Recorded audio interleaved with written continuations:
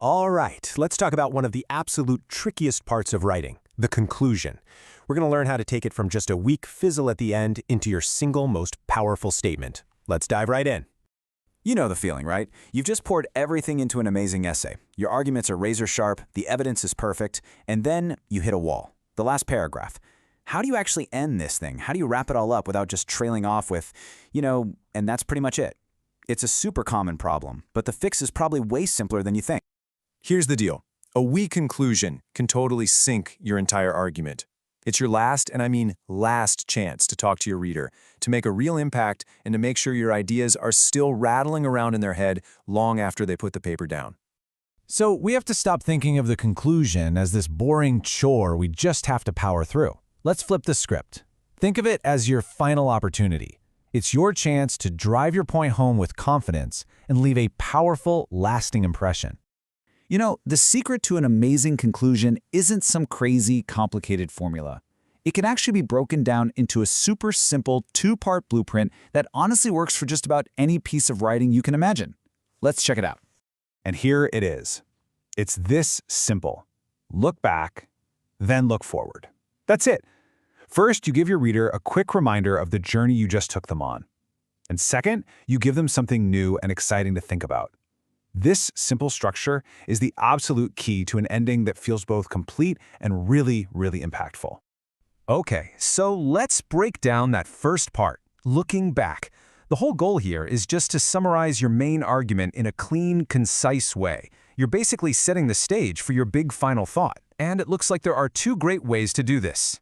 So you've got two paths you can take here. Option A is to restate your thesis, and option B is to summarize your main points. One focuses on reinforcing that single core idea of your paper, while the other gives a quick little tour of all the evidence you presented. Let's see what that looks like in action.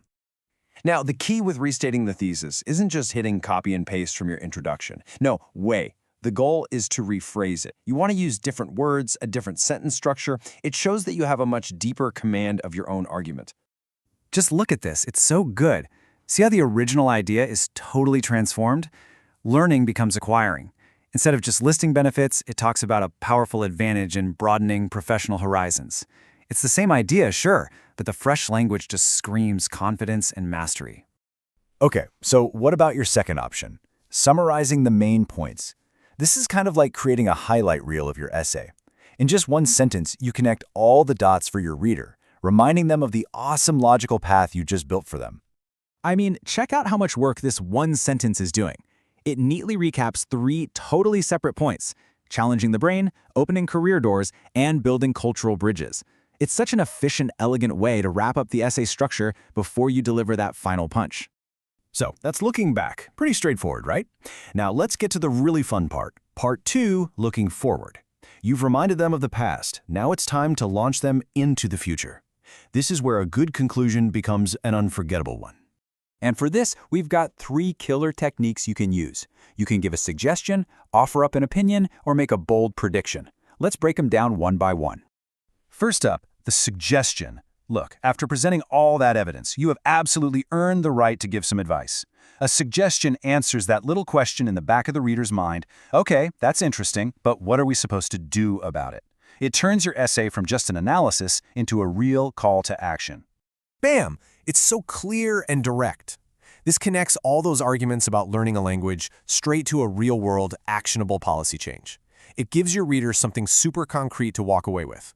Next, you can give an opinion. Now hold on, this isn't just a random, well, I think kind of statement. It's a thoughtful, powerful final judgment that grows directly out of all the evidence you just presented. It adds this wonderful layer of human insight to your work.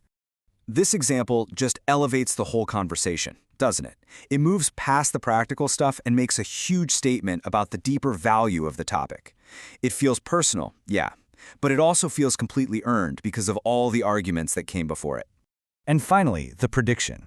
This technique is all about connecting your topic to the bigger picture and to the future. You're basically using the trends you've already pointed out to forecast what's coming next. It leaves your reader feeling like your topic is urgent, relevant, and super important.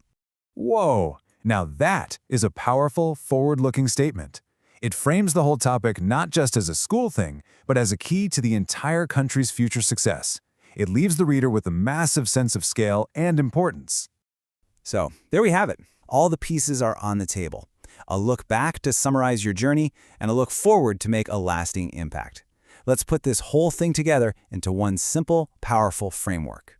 So this is basically it. This is your cheat sheet, your game plan. You pick one move from part 1 to look back, and then you pick one move from part 2 to look forward. You combine those two, and boom, you have a formula for a killer conclusion every single time. By using this blueprint, your conclusion stops being an afterthought and it starts being your final, most powerful argument. It's that moment where you guarantee your ideas don't just get read, they get remembered. So the only question left is, what will your final word be?